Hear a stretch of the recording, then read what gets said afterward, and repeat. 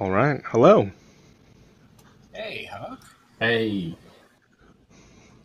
Just wanted to Hello, thank James. everybody for joining us. Hi. We got James Justice from Seattle on as a game designer from Reflection Games, and we have Sam Viator on, who's a 3D artist over at Digital Twin. Um, Today's live stream is going to be a little bit different. We're actually going to be talking about kind of like life after AIE. What do some of our graduates do, and what are they working on in the industry right now? So that's what today is going to be about. But in the meantime, we'll give everybody a chance to kind of jump on. If you guys have any questions, feel free to drop them in the chat. But let's do a quick warm up Q&A. So what's everybody playing right now, video game wise? yeah, I guess I could. Let's start with you. What you playing? All right. Oh, sorry, Sam. I mean, I've just been falling back on Binding of Isaac and Monster Hunter World lately, so that's pretty much the entirety of what I have going on. Cool. Sam, what you playing? So I always default back to Apex Legends. It's a guilty pleasure. I know a lot of people hate it, but new season just started, so I'm just grinding that out, and then I'm juggling a little bit of Helldivers, a little bit of Power World. I'm just kind of all over the place. Nice. How about you, James? What you playing? I've been playing an unhealthy amount of Helldivers and a lot of modded Terraria. Awesome. Yeah, I'm playing Helldivers as well. It's been that's a ton of fun. That game is awesome. Oh yeah, and then grinding out a ton on Diablo 4. So. Oh no, not with the shrug, Sam. I saw so much judgment there. Hey man, if that's what you're into, sure.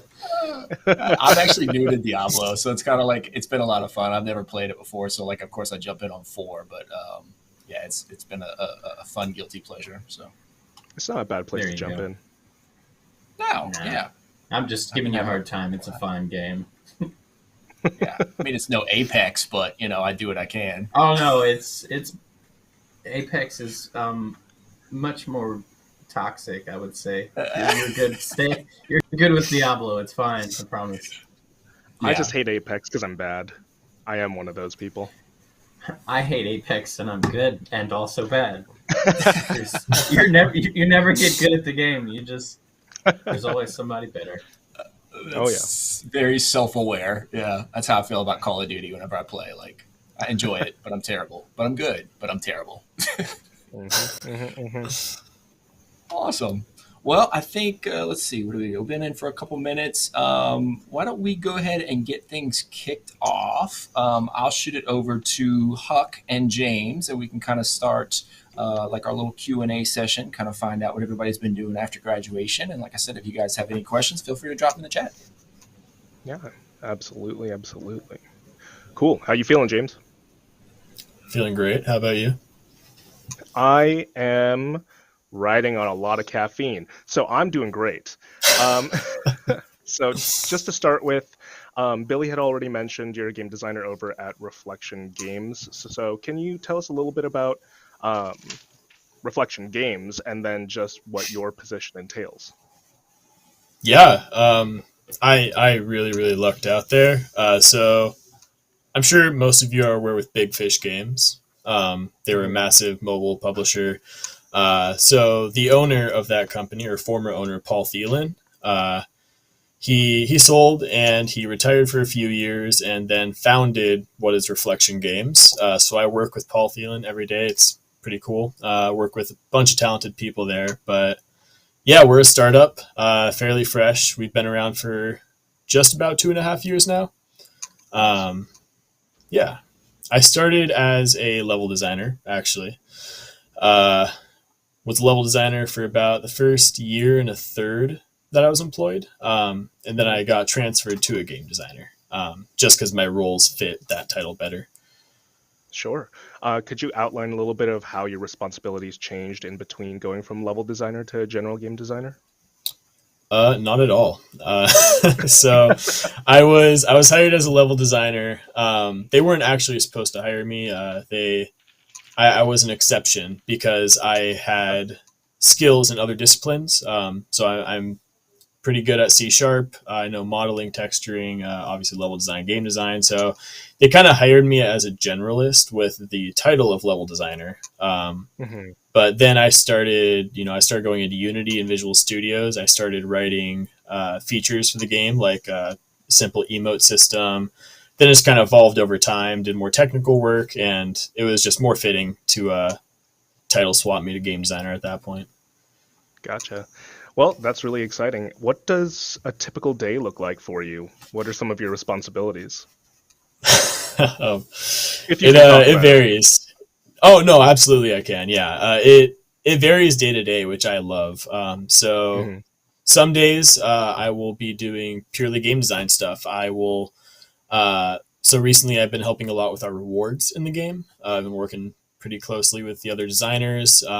Other days I am fully locked into technical design. So I Nice. use a visual scripting language and I make stuff for our game. Other days I'm purely doing levels. So it varies a lot. I'm never really just doing one task for the entirety of a day. Mm-hmm, mm-hmm. And then I know that y'all just had the soft launch of Mutant Forge, which congratulations. But Thank you. yeah, do you want to talk a little bit about what the process was working on that project? Like, how did that feel, and what it was like for you? Yeah, it was great. So again, we've been in development for about 2.5 years now, and so this is the first time we've officially gone public. For a while, if you knew a developer, you could get early access to the game, play around with it for a bit. But right now we're live in 2 territories. So far, it's going great. Our metrics are looking pretty good. D1 Mhm. especially. So Sure. yeah. Awesome. And then talk a little bit more about, you had mentioned, some of the skill sets that you had uh, got you in through the door. So how did that conversation start? The conversation in terms of the hiring process, or Yeah, the hiring process. What did all of that look like for you? very long. I think I was in that hiring process for about 2.5 months roughly. Sure. A lot of screenings, but once I got in person for the interview, they pulled up my portfolio, Hmm. as they do, and they asked me all these questions, and that's when they found out that I was knowledgeable with C#. Um, and that was kind of like the grabbing moment. I feel is they Yeah. found out that I was not just a game and level designer, but I also had all this technical knowledge, because I've made a ton of indie projects. So I went in depth about all these systems I made, what I've learned from it. Biggest one being Curse of Fafnir. It was a solo project. I was overly ambitious, tried to do procedural generation. If you've tried procedural generation and roguelike, it's not fun. So yeah, I told them about all my ups and downs, all the knowledge, and then that's what I feel like kind of helped get me the job a lot, is being so Hmm. diverse. Yeah. So having your portfolio pulled up here, uh, can you talk a bit more about some of these projects? I know you talked about scope being an issue for Curse of Fafnir, but what are Yeah. some of your takeaways for other games that you've made? Yeah. So if you scroll up above Curse of Fafnir, there should be a game. Yep, Chronicles of Yamato Takaru. So this is a game I made in my first year at AIE. I had never touched 3D games in my life, in terms of development. Up until this point, I've only done 2D, and so I spent a lot of my free time outside of school. I had a job too, and I just put all my effort and time into this, and it turned out very well. Hmm. Everything in this game I made myself: the models, animations, textures, all the code to back the features. So I would say this is probably my biggest personal project. It's definitely my baby. Are you still Uh, tinkering with it?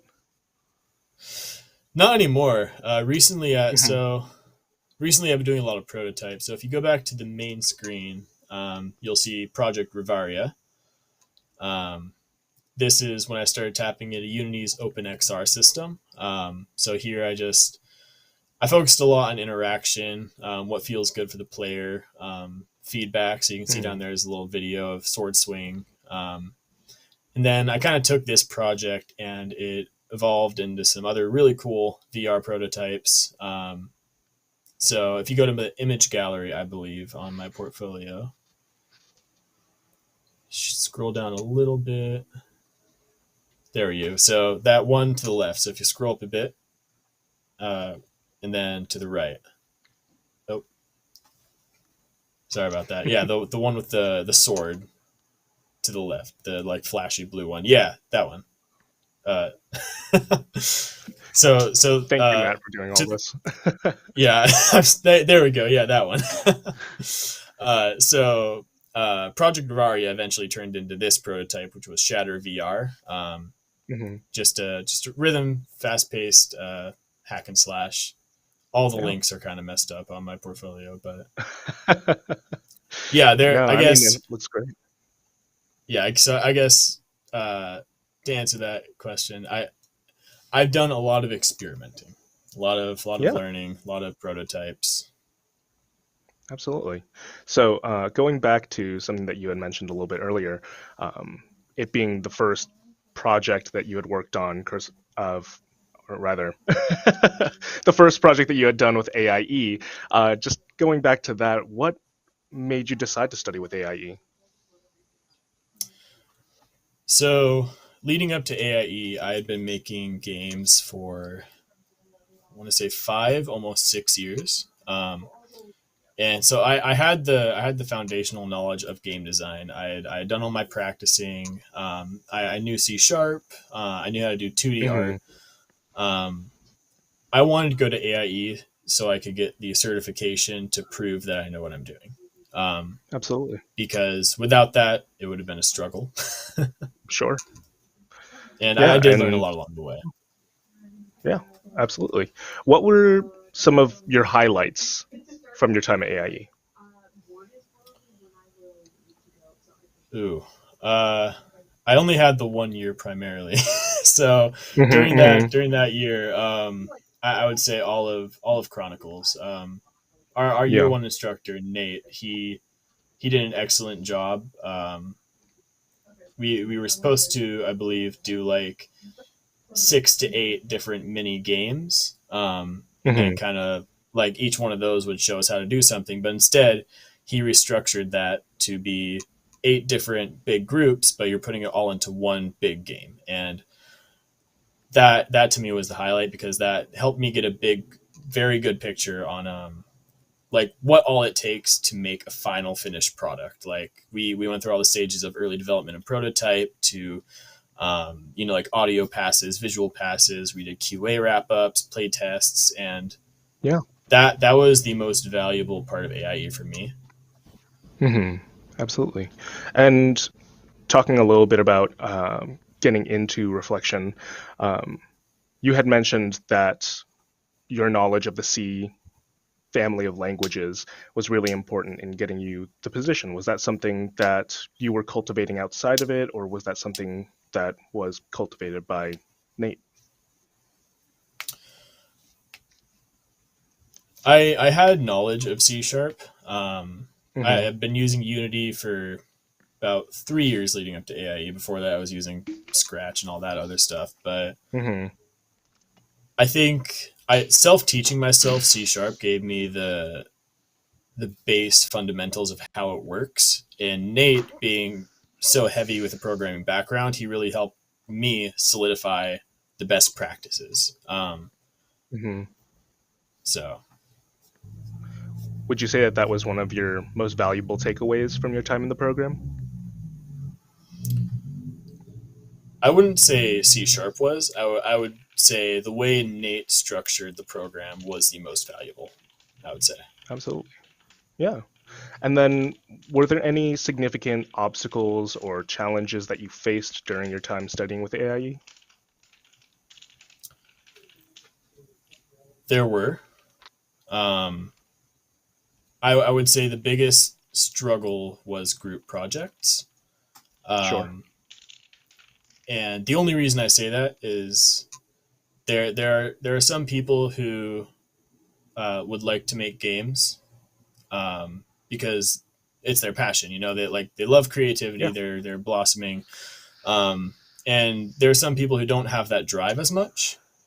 And the Sure. reason that's my least favorite part of AIE is being the group projects is because you will sometimes get paired with people who don't pull their weight as much, which you do meet that in the industry. I will say, like you will most likely be on a team where someone's not pulling as much weight, but in a learning environment where that I almost felt held back a little bit.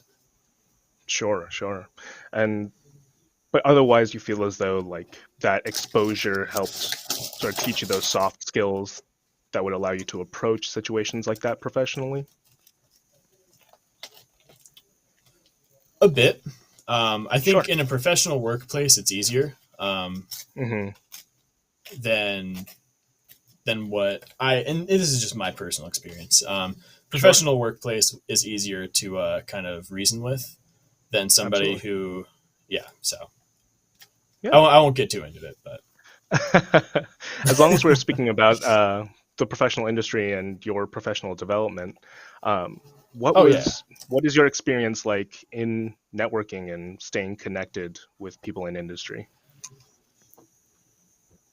it is so extremely important to me. hmm I started networking first year at AIE. Every lunchbox we had, I would search up their LinkedIn. I would message with Yeah. them, get feedback on my portfolio, get feedback on games I'm working on, resume, even cover letters.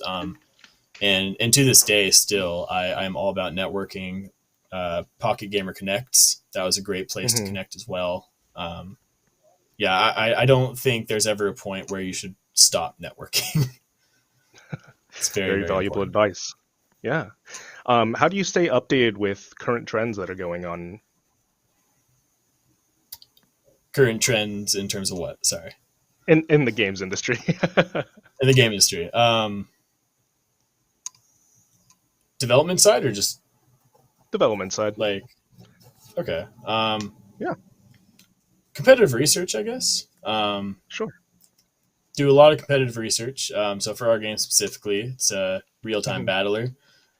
hmm Um, there's no need to reinvent the wheel. So doing a lot like Rumble. Rumble was released recently. I don't know if anyone's played Warcraft Rumble, but um, yeah, I guess just competitive research is how I stay up to date. I mean, Absolutely. yeah. No, that was a great answer. So, um, at least in terms of those trends and during your competitive research, are there any current like trends or technologies that you're seeing happening or developing that excite you? Ooh. I mean, for the mobile space, I know a really, really big trend right now is all the merge games. I wouldn't say that necessarily hmm excites me. Sure. There are definitely areas of the game industry that does excite me. So like all of the AR stuff going on with hmm Apple's Vision Pro.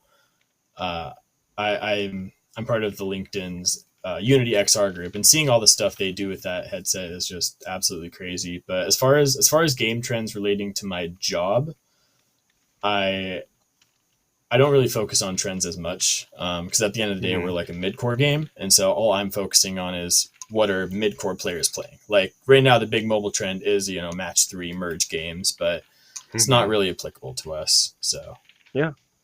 Awesome.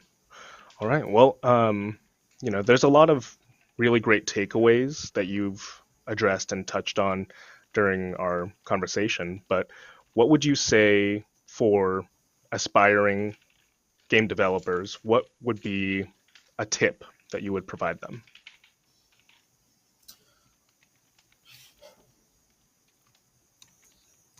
for aspiring game developers, I would say not to give up. Um, I've done a lot of summer classes. I've tried teaching friends. Obviously, my time at AIE, I've seen a lot of people start game development and give up hmm because they have the mindset of I like playing games, so they think hmm that it's going to be just as fun making them, which some people it is. Like, I love making games. However, I don't find the same enjoyment. And so if you really want to do something, you have to commit to it and you have to stick to it. It's hard. It's a very, very big commitment. But if you do stick to it, you're going to be able to make great things. All the tools are available to you. Google, Mhm. AIE, as much as it's controversial, ChatGPT. You Sure. have all these resources, and so I would say as long as you don't give up, you can definitely make it. Great. And then in terms of your time with AIE, what would be some advice or a takeaway that you're still holding to yourself and hold true? AIE will help show you how to use the tools, but if you don't use the tools, you're not going to go anywhere. And that sounds really harsh. I'm fully aware. That's not my intention, but you guys do a great job showing people how to use Unity, showing people how to use Unreal. For the game design class, Nate did very well at covering every single discipline. And so we were provided all the tools to make a game completely by ourselves. Mhm. But if you don't lack the drive to use those tools, then yeah. That makes perfect sense. I don't think that sounds overly harsh. And then I know we had talked a bit about your portfolio, but how was your process in creating it? And do you have any sorts of advice for aspiring developers when it comes to putting together a portfolio? So my portfolio I made over the course of, I want to say 3 years. It started out as my little dream indie studio page that quickly converted into this. I would say, in terms of advice, you can never get enough feedback. I know I annoyed Billy so much during my second year because I wanted as much advice as I possibly could get from him. I sent it to, we had a lunchbox speaker, Mike. He was a animator at Valve, and I sent it to him to review. So it went through a lot of iteration processes, and even the current state, I'm not extremely happy with it, and I'm gonna redo it again. So I think the biggest tip and advice would just be iteration is key. Like, first draft is not going to be the best draft. One of my professors in college said that your first idea is rarely your best idea. So, really great advice, James. I appreciate that. And yeah, well, thank you so much for giving us a bit of that breakdown and answering my questions. So, I think it's time to kick it on over to Billy and Sam. So, thank you again, James. Awesome. Thank you.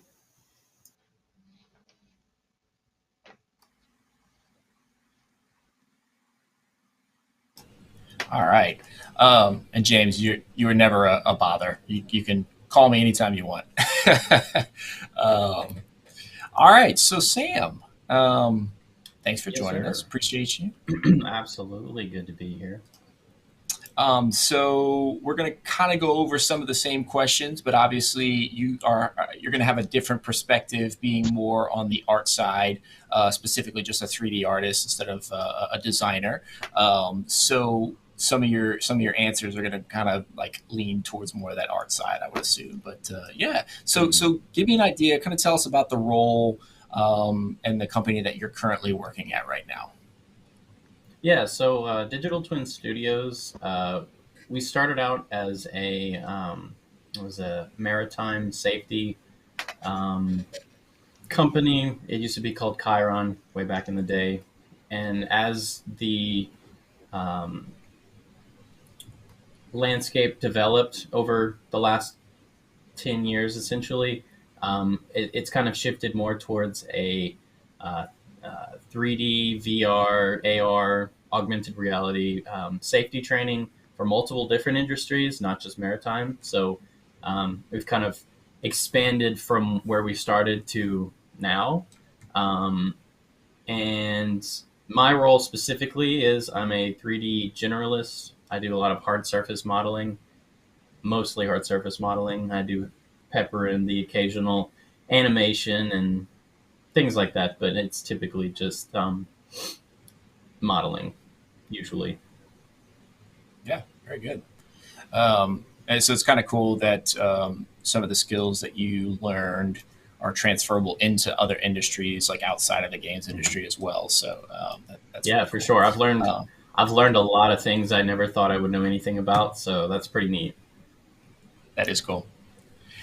So what does a typical day for you look like at Digital Twin? Yeah, so typical day is we do the Scrum meetings. If anyone's aware of what those are, we do a daily Scrum, 9 a.m.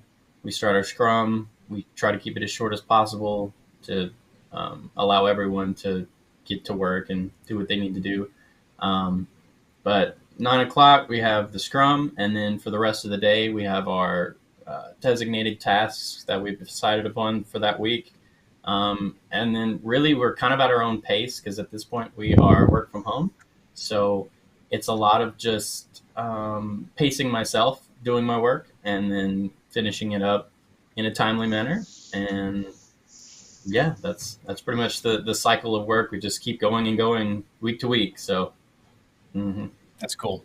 So I am curious. The work from home, was that like a COVID thing, or were you guys work from home pre-COVID? yes, yeah. So that was a COVID transition because previously we were working at an office, and um, due to COVID restrictions and everything, everybody got sent home. So Yeah. after that, we worked for approximately, I don't know, a year and a half, and then we from home, and then we made the attempt to go back to the office, but uh, we figured out it was honestly easier in some aspects to just work from home. So some of us transitioned back to home, and I was one of those. So Very yeah.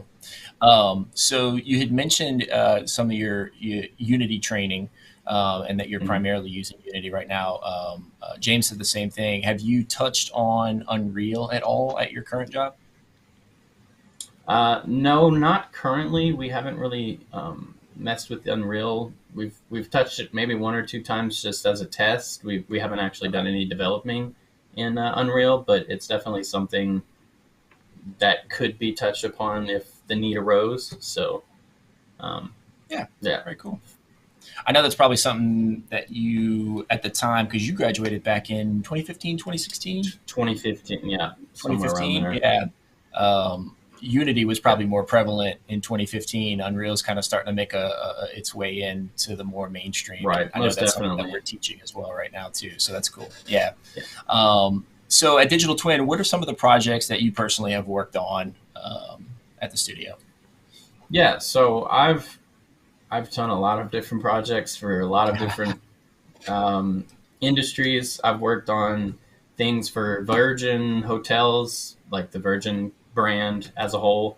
I've done work with Shell, with Honeywell, um, various medical industries. Carnival, we've done for Carnival Cruise Line, the Louisiana Department of Health, even is one of Yeah. our most recent projects. And just recently, we've started working with the solar farm here in our hometown. So Yeah. um, Very cool. it's just we're going all over the place. We do all kinds of different Yeah. projects. That's super cool. So like you get to work on all these different projects all through Digital Twin instead of having to work for Exxon or work Mhm. for the solar Correct. farm or anything like that. So that's super cool that you get to exposure in all these different industries just Hmm. through the one studio. So that's cool. Um, Right. so and I can't remember if Digital Twin was your first job in the industry, but how did you land your first job in the industry? Was it Digital Twin right out of school? Well, so sort of. I had a very brief um, experience with another company, and that one didn't quite pan out as well as I had hoped. But thankfully, I got a call from one of my um, friends that I graduated with way back in the day, and he was looking for help because he had also gotten hired on at Digital Twin. They were both startups at the time. So he got hired on, and they needed another artist, and he knew I was in the industry still, and he knew I worked well with him. So he gave me a call, and that was kind of my end to digital twin. Very cool. Yeah. Um, we'll talk about that a little bit more in the networking section, because it sounds like you got your job essentially through who you know, essentially the networking aspect of it. So that's cool. Yeah. So if you can remember back this far, because it's been a few years now, what inspired you to study at AIE? Like, why did you choose us over other alternatives? Yeah, so at the time, AIE was just starting up in my area, and I had heard about it a few times, but I didn't fully know what it was. And I'm from a little tiny town in the middle of nowhere, and no one knows what a computer even is. So I was like the super nerdy guy, and I heard about AIE through a job fair that we had in town, and I was like, oh my god, this is exactly what I needed. Like I've loved computers and games since I was like 2 years old. I could touch a computer, so it is exactly what I needed, and it's history from there. That's cool. Where are you from, Sam? What was the small town? I'm from Roanoke, Louisiana. It has I love that population of exactly. like 2 people, maybe. I don't know. Yeah, I was gonna say like 25 people. Yeah, something it's like one of that. those cities where you blink and you've passed through it. Yeah, that's awesome. Oh, absolutely. Yeah. So back when you were studying at AIE, what was something that you enjoyed the most about your time there? Yeah, so the thing that I liked the most was honestly working with people. I've never had, like I said, at that time anyone that liked what I liked or did what I did. So the ability to work with like-minded individuals was really helpful for my processing as a professional. It prepared me for, I mean, I'm kind of getting ahead of myself, but it kind of prepared me for working with other people, in the industry. So that was really helpful. Yeah, that's cool. Yeah. So were there any skills that you learned from the course in particular that you found valuable within your current career? Yeah. So like I just said, working with a team is one really good skill that I learned. Problem solving is another one. Dealing with less than, not savory, but less than helpful individuals at certain aspects, it was something that you kind of picked up on. Kind of a little bit of leadership, a little bit of problem solving. I already said that, but yeah. So it was just a lot of skills that you really need in the industry, that carried over from working with random people you've never met to more random people you've never met. It just kind of transfers really well. So yeah, that's cool. So do you feel like your time here really prepared you for jumping into that studio environment, that industry environment? Yeah. So previously, I was kind of a lone wolf type of person. Like I didn't really mess with anyone hardly ever. It was just kind of like I'd mess with myself. And then AIE really kind of broke me out of my shell, helped me figure out, how to talk with people and work in a group, and that whole process. So that was really helpful. Yeah, that's super cool. We see that a lot year after year, that we kind of break people out of their shells and make them a little bit more comfortable in that group setting. So that's cool. I like that for you. Were there any specific projects during your time here that really stood out, like any of your final game projects or anything like that? Yeah, so actually the final game project is what I was going to say.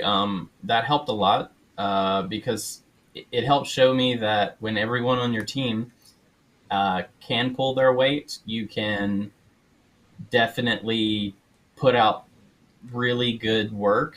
I don't quite remember that well. It has been like 8 years, but I believe we were the only team that actually had a functioning full game by the end of the, I say full, it was one level, but we were the only team that actually had a fully playable build, and it felt really good to be able to be like, wow, I'm part of the winning team, like we did the best. So that's cool. That was kind of my crowning achievement, I suppose, is yeah. That's cool. That's super cool. Do you remember the name of your game? I'm curious. No, so it was No. Untitled Horror Game. Yeah, no, we didn't have a Yeah. name because we couldn't really agree on that, but we did have the rest of it fleshed out. So it was, and I actually That's cool. still have a build of it somewhere. I don't have it here, but we have it Yeah. somewhere. So And next time you stop by, you'll have to send it over to me. I'd like to check it out. yeah, for sure. That's cool. So let's talk a little bit more about like the professional development aspect and maybe some of the things that you do. So how do you stay connected, or how do you network currently with the game development industry? Is that something that you're still like active in? So the game development specifically, I haven't necessarily dealt with in several years, but in my particular line of work and what we do, a lot of it comes from networking with clients at different they're not necessarily career fairs, but it's kind of like where, I don't know exactly what they're called, when a bunch of different companies kind of exchange ideas.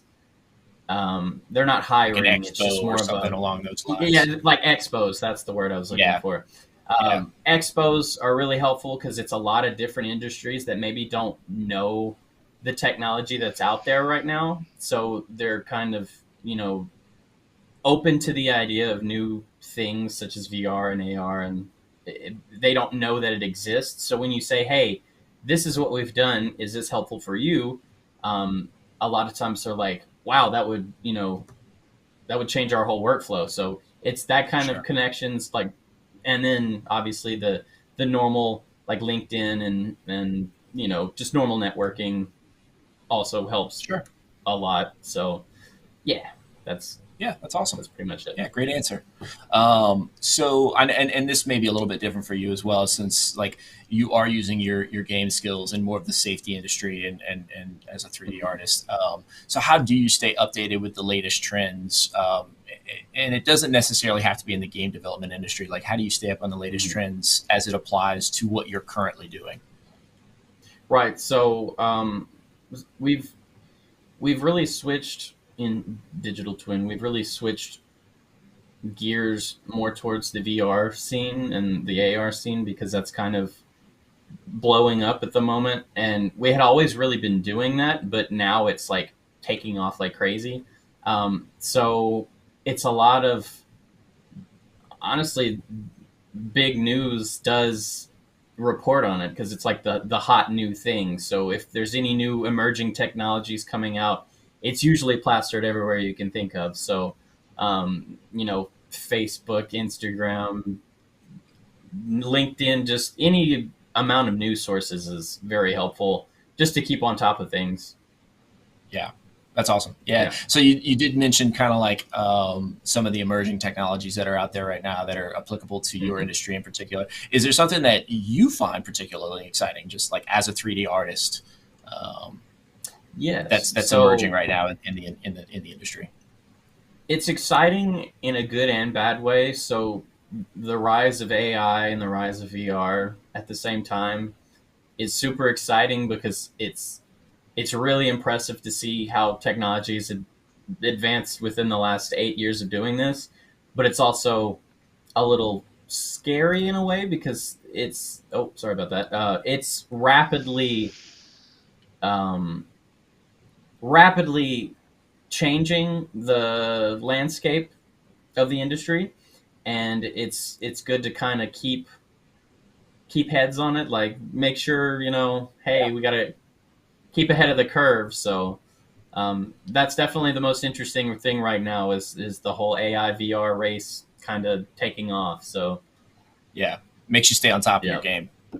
Yeah, for sure. Nothing wrong with that. Okay, so what I'd like to do is just kind of bring everybody back on, and then just kind of like pose some generic questions just about some takeaways for people that are maybe interested in following in your footsteps. So if Huck and James want to come back on, hey, what's up, guys? Long time no see. Imagine so I think here. I know, right? You come here often. I'm going to kind of pose this to both you guys, and I think we may have kind of touched on this with James a little bit, but feel free to jump in. But as far as like takeaways for people that are interested in doing kind of the same thing that you're doing right now, do you have any tips for success in studying game art or game design that people can do currently? Do you want to go first, Sam, or do you want me to go? However, you go ahead and I'll follow. Okay, sounds good. I mean, I said it earlier, but I'll say it again. So game design, you don't need to make a video game to learn game design. I think that's kind of a common misconception now, especially with how popular video games are. But the core fundamentals of game design, you can just make a board game. That is all you have to do. You can grab a piece of paper, you can grab some pebbles. As you know, as dumb as it sounds, you can make a board game, and that at the end of the day, you are now a game designer. And that's actually one of the first exercises that we did in AIE, is make a board game. So that's cool. I love that. Yeah. And if you're looking to enroll at AIE, having that board game experience is actually good as a portfolio piece too. So that's awesome. Yeah. Mm-hmm. How about you, Sam? Yeah. What you got? Some tips. Yeah. So for me, tips for success. So from my perspective, just working on stuff you enjoy in your personal life. So what I get is if you're working on something that you don't care for particularly, you won't give your best work. So it's just kind of works out that way. But if you're working on something you're passionate about and you really care about it, you're more inclined to develop your skills so you can keep getting better at doing it, because like, hey, I can't quite make this and it's not turning out right, and you keep developing your skills until it looks exactly how you had it envisioned, and you're like, yes, and you just keep reaching the next milestone and you keep going and going, and that's really the best development that I can think of. That's cool. Yeah. I think that's probably why we have so many successful graduates, is just because they do get to focus on what they love so much at AIE, whether they're an artist or a programmer or a designer, without kind of getting like muddled up with other courses. Like we're not going to have an English class with our 3D animation class, right? So everything's going to be geared towards like art or programming or design. So kind of like what you're speaking to, they get to really focus on the things that they love. So that's super cool. I love that for you. Mm-hmm.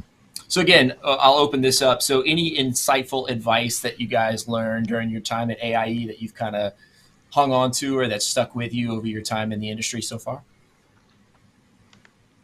I'm going to make Sam go first time. Yeah, there you go.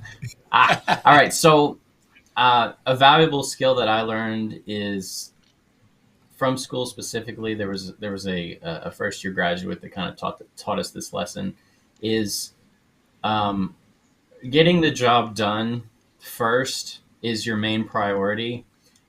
Coming back and polishing it later is the best approach, because if you spend too much time with visions of grandeur and you overshoot your expectations, you end up not finishing what you set out to do.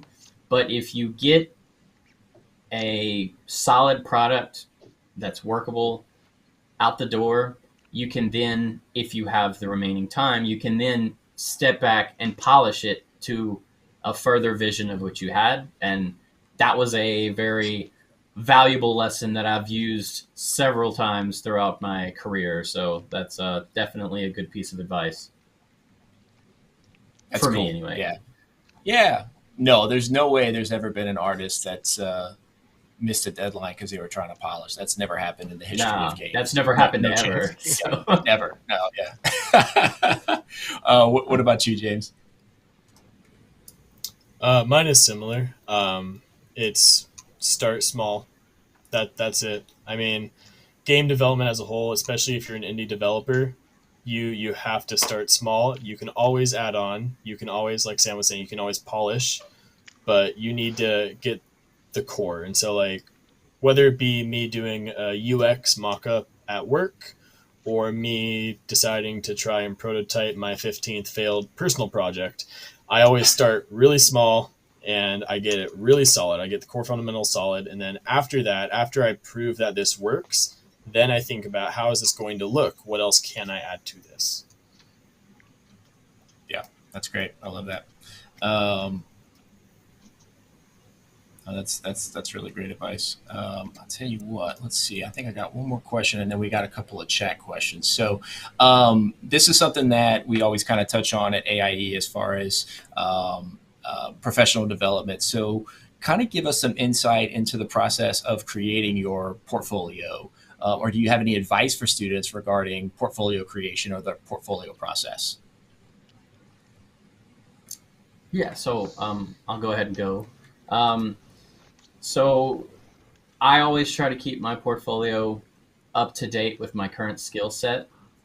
It's good to always have a timeline of your work to show your progression for yourself. But a lot of times I see people keeping stuff that they've made previously on their portfolio, and that's not always representative of your best work because you're constantly evolving as an artist. So always keeping your portfolio up to date is, I find that to be pretty essential because you want to get yourself out there with the best you can provide. So that'd be my advice. That's awesome. Yeah. How about you, James?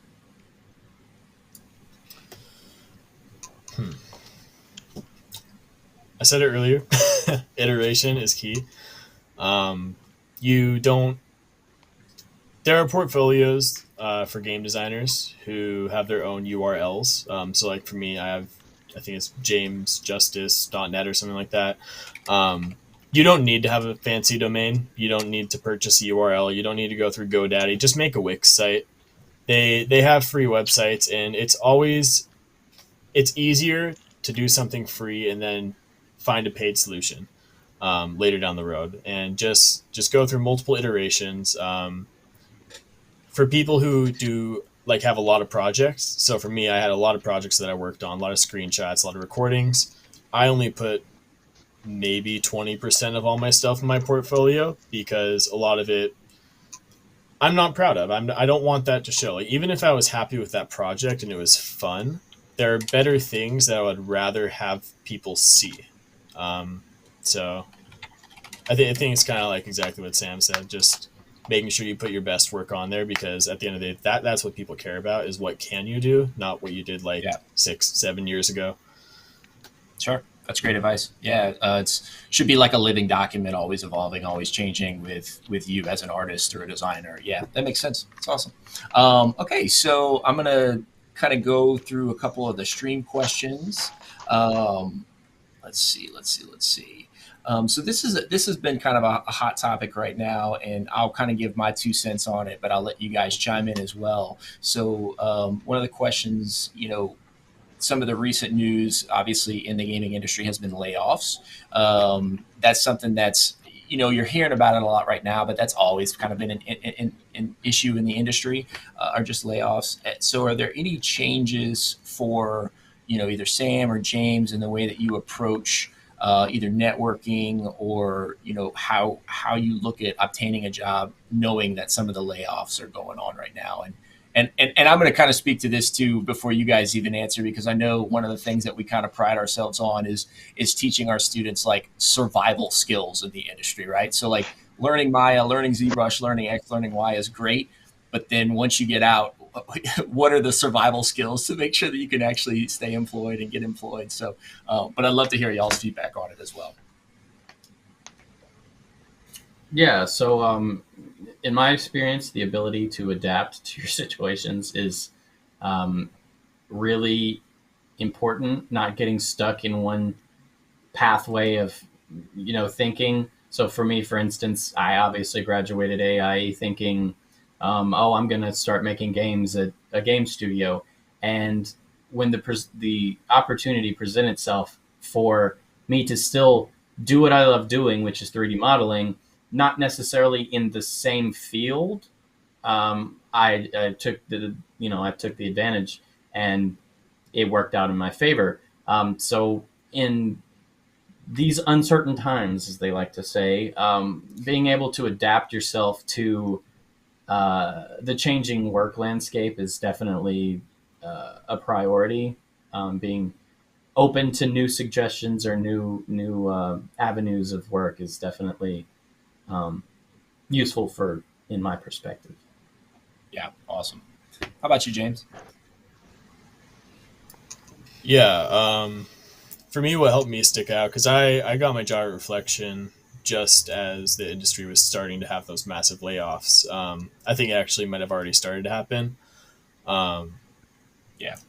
I think for my position, being a game designer, and I think other game designers right now, I think it's very important to be at least a little bit cross disciplined. Um, because when you have jobs, I mean, everybody, you hear this all the time, but like everybody's a game designer, right? Like everybody has ideas, everyone has a fun game idea. You need to stick out, you need to be different, you need to give that employer a reason why they should pick you over those 600 other applicants. And most times, just like I got my job, the reason for that was because I was a game designer, but on top of a game designer, I was proficient in level design. I had technical design skills. I had art skills. And because I had all those cross disciplinary skills, that's what made me a good contender for the job, which I did end up getting. So, Yeah, that's awesome. That's essentially why we try and train our students to be generalists, right? Obviously, we want you to have a specialty, but we want you to stay competitive in the industry. So, like, if you know, hey, I know I want to be a 3D animator, but if you know how to do character modeling and rigging and everything else that goes along with that, it makes you way more competitive in the industry. So that's awesome. That's great. So, and then I know earlier we kind of touched on some of the networking skills. I count those as artist survival skills as well, right? Being able to network in the industry and really put yourself out there. And I know that's something that we kind of harp on you guys about is making sure you put yourself out there and make your name known. Because James, just like you said, everyone's got a lot of the same sets of skills. So how do you stand out, right? Putting a face with the name always helps whenever you're out there networking. So that's great. Great questions. Let's see. Here's a good one. So when it comes to networking, would you say that folks in the industry are receptive to newcomers, or is it more competitive and closed off? And I'll kind of jump in there as well. The fact that we're even having this seminar kind of shows that the industry is receptive to newcomers, right? They're always looking for new talent and everything else. The fact that we're able to have a life after AIE live session kind of shows that, you know, our grads are being employed and that they're out there doing cool things. And look, this industry is super competitive, right? It's always been competitive. It's always going to be competitive. Anything that's popular or awesome or anything like in the games or film industry is going to be competitive. But, you know, kudos to you guys for going out there and doing it. But I'd love to hear kind of like what you guys think as far as, do you feel the industry is receptive to newcomers? James, I'll start with you this time. yeah, I'll take the lead. You're I more think recent, so. right? Yeah.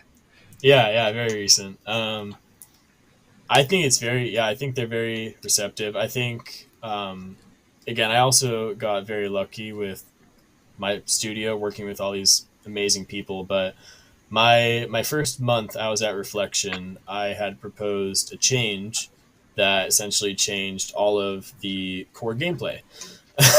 um, and that's usually a pretty bold move for someone who has their first job, you know, not even a month in. But everybody there listened to my pitch. They listened to what I had to say and why I proposed that, and that ended up going through. And they were all happy with that decision. There was no pushback. There was no judgment. From my experience, yeah, I think newcomers are very well receptive, because no matter how old somebody is or no matter how fresh they are, people have ideas, you know? I think it's receptive. That's awesome. Yeah. How about you, Sam? So kind of the same question, but a little bit different for me. In my field, it's more about getting other industries to be receptive to modern changes in technology. A lot of the companies we deal with still do PowerPoint presentations and, physical pieces of paper. They hand out a packet of safety instructions or whatever. And getting the client to be receptive to new technology is the most challenging part. But if you're able to show that client usable results from another industry, and it just changes, they just don't know what they don't know is a good way to put it. So they don't know it's out there, and whenever you show them a functioning product of, let's say, Virgin or Carnival Cruise or whatever, their mind opens up to the possibility of, oh, we don't need to do PowerPoints anymore. We can put on a headset and be on an oil rig or be on a boat, or and then experience the training firsthand without having to physically be there. So that's kind of not necessarily a hard sell. It's just a very niche. I wouldn't even say it's a niche market. It's definitely a niche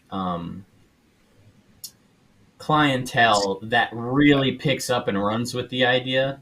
So those are the kinds of people you have to find. So you have to do a lot of networking, and the more you talk to, obviously, the higher percentage of chance you have of someone picking up the idea. So yeah, for sure. I don't feel personally attacked at all. I don't use PowerPoint for anything in my day-to-day life. And time and a place, but No. time and a place. No, those are all great answers. Look, we're getting to a point where we're probably going to wrap up here pretty soon. I want to thank you guys for staying on, having these conversations with us. We're always super excited to see our grads being successful in the industry. Huck, did you have anything that you want to add before we kind of talk about iDay that's coming up? Really, I just wanted to give an additional signal boost to the kinds of things that you guys have going on. So, James, we already talked about Mutant Forge. Well, also, where can they find you, and what should people be on the lookout for? Yeah, anybody who's interested, just type in mutantforge.com. You'll see a website that popped up. It's really cool, made by me. It's like the best website you'll ever see. But we'll have links to our Discord. We'll have links to a test flight link, a Google Play link. So even though we're live in other territories, you can still play it. So just type in mutantforge.com and all the information is there. Awesome. Thanks, James. And Sam, is there anything that people should be keeping an eye out for from your end, and how can people find you? So they can go to dtsxr.com. That is our website. We have a lot of information on there. We have a lot of our previous clients. You can kind of see bits and pieces of showcases there. And then for me personally, I have an art station. It's Sam Viator. So if you want to check out my personal work, I do a lot of Blade Runner things. I'm a big Blade Runner fan. So yeah, right. So I'll look you up right now. Yeah. Yeah. Well, there you go. I've seen Sam work. It's awesome. Go check it out. Well, cool. Again, thanks for coming on. We really appreciate you guys taking the time out to kind of share your experience of life after AIE. For all the people out there on the live stream, if you're interested in checking out AIE in person, we actually have an interactive experience day that's coming up pretty soon. Let me get the exact date for you. Yeah, there you go, March 16th. So if you guys are interested and want to come check out the studio, kind of see what we do on a regular basis, we'll have courses in both game programming, game art and animation, design, etc., that you can sit down and kind of learn from the teachers. So if you want to fill out the registration link on the website, it's on the homepage of the website. Once you get on there, just click on iDay and you can fill out all the registration information. And it's always it's a really fun day. You get to leave with whatever you create on that day, which is a lot of fun. So we'd love to see you guys at our iDay upcoming. But yeah, if I don't have any other questions in the chat and you guys don't have anything else, I think we're going to go ahead and call it a night. Again, appreciate you guys for being here and look forward to seeing everybody at the iDay. All right. Sounds good. Thanks so much. Thank you, Sam. Thank you, James. Thank you. Yeah. And thank you, Billy.